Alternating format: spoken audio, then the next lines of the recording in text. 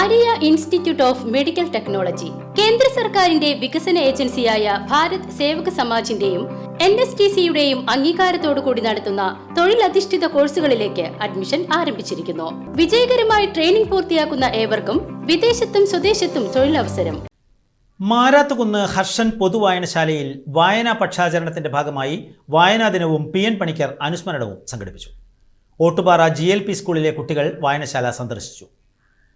Government LP സ്കൂളിലെ അധ്യാപിക Anitha P. Hasan മുഖ്യപ്രഭാഷണം നടത്തി.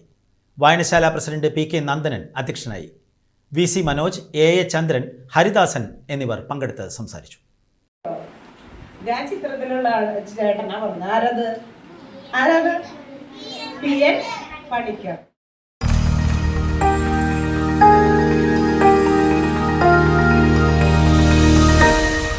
You are watching VCV News.